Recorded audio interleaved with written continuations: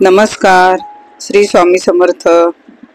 आज मी तुम्हाला दाल फ्राय करून दाखवणार आहे। त्यासाठी मी इथे एक मोठा कांदा घेतला आहे, 2 मीडियम टोमॅटो घेतले आहेत आणि आलं लसूण पेस्ट आणि कढीपत्ता घेतला आहे। एक बारीक कापून ठेवलं मी इथे। त्यानंतर मी फोडणीसाठी मोहरी, जिरं आणि हिंग घेतले आहे आणि इथे मी मूग डाळ आणि तूर डाळ असे मिक्स करून उकडून हळद मीठ घालून उकडून ठेवली आहे बाजूला। आणि थोडी हळद आणि मसाला लागणार आहे आपल्याला आणि बाकी तेल आणि पाणी, बस एवढं मीठ लागेल। आता एका कढईमध्ये मी तेल घेतलं आहे। तेल तापलं की त्यानंतर आपण ते मोहरी, जिरं, हिंग घालू आणि छान तडतडली फोडणी की मस्तपैकी कढीपत्ता घालू, त्यात छान परतून घ्यायचं, मिक्स करायचं। कढीपत्ता छान झाला पाहिजे। त्यानंतर कांदा घालूया आपण। कांदा घालून घेतल्यानंतर मग आपण मीठ घालू याच्यामध्ये आणि शिजून घ्या। मीठ घातल्यामुळे लवकर कांदा भाजला जाईल।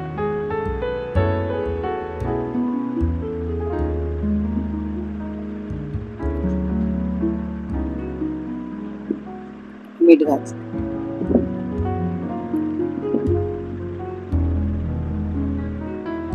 आज म्हटलं छान दाल फ्राय करूया, गोड खाऊन कंटाळा आला, त्यामुळे म्हटलं आज दाल फ्रायचा बेत होता।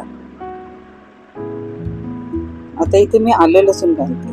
आधी मी घातलं नाही कारण करपेल ना, म्हणून मी आधी घातलं नाही। आता मी याच्यामध्ये घालून घेते। आता छान मिक्स होईल।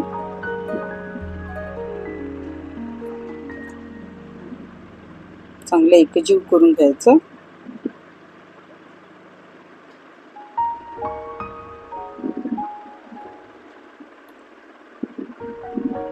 एकजीव झालं चांगलं की मग आपण त्यामध्ये 2 मीडियम कांदे कापलेले आहेत ते घालूया।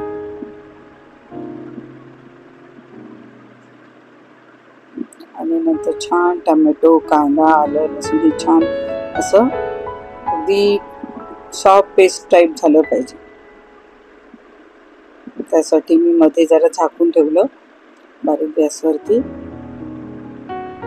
म्हणजे नरम झाली छान सॉफ्ट। आता हे झाकून ठेवलं म्हणजे कसं एकजीव झालं की ते थोडीशी ग्रेव्ही झाल्यासारखी होईल, चव येते त्याने छान त्या डाळीला। झालं तेल सुटलंय, तेल आलं। आता आपण इथे मसाला, हळद मसाला वगैरे घालून घेऊया।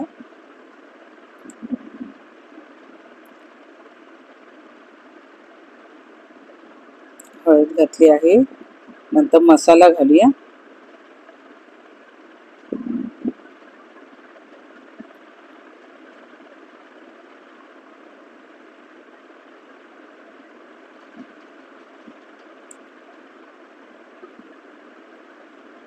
छान मसाला हळद घालून घातल्यानंतर मीठ बघायचं किती आहे ते, किंवा नंतर शेवट बघितलं तरी चालेल अंदाजे आपल्याला। मला नाही वाटत मीठ घालायची गरज पडेल, कारण आपण सुरुवातीला घातलेलं मीठ, तरी पण आपण चव नंतर शेवटी बघायची। आता जरा थोडा वेळ झाकून ठेवूया, त्याला तेल सुटेपर्यंत। 2 मिनिटं झाकून ठेवल्यानंतर आपण उघडून बघूया। तेल सुटलंय छान। परत मिक्स करून घ्यायचा। नंतर मग आपण जी उकडलेली डाळ आहे ती यामध्ये घालूया।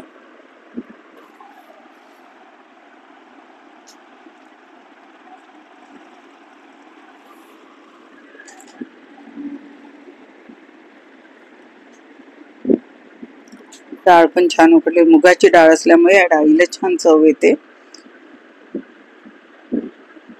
तूर डाळ कमी घातली आणि मी मुगाची डाळ जरा जास्त घातली, पचायलाही हलकी। हे सगळं छान मिक्स करून घ्यायचं आणि नंतर थोडंसं मी कोमट पाणी केलं ते घालायचं याच्यामध्ये। आणि किती आपल्याला पातळ हवी, जाड हवं तसं ठेवा। एकदम पातळ पण नाही करायची, थोडंसं असं थिकनेस ठेवायची, जी आपण चपाती बरोबर पण ही डाळ खाऊ शकतो छानपैकी. नंतर आपल्याला किती पाणी हवं ते घालायचं.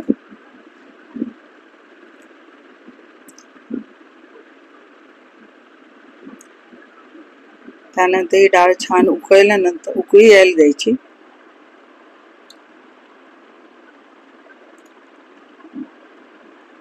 किती पातळ हवी तसं करते, कारण ही डाळ नंतर हे होते, थंड झाली ना की घट्ट होते डाळ. म्हणून आधी थोडी एवढी पातळ ठेवायची, एकदमही पातळ नाही, नाहीतर पटकन तुम्ही पाणी घालाय. आता हे एवढं ठीक आहे, नंतर घट्ट होते ती डाळ. आता छान उकळी आल्यानंतर याच्यामध्ये कसुरी मेथी घाला. कोथिंबीर असेल तर कोथिंबीर घाला. मला मिळाली ना आज कोथिंबीर, मग मी हे घातलं, कसुरी मेथी घातली. कसुरी मेथीने पण छान असते. आणि नंतर मग वरून तुम्ही हवं असेल तर तुपाची फोडणी द्यायची. तुपामध्ये एक लाल मिरची घालायची आणि ते वरून हे करायची, फोडणी द्यायची. छान लागतं. तूप नसेल तर बटर घातलं तरी चालेल. अशा प्रकारे माझी आज दाल फ्राय तयार. कशी वाटली रेसिपी कमेंट करून सांगा. लाईक करा, सबस्क्राईब करा. थँक्यू.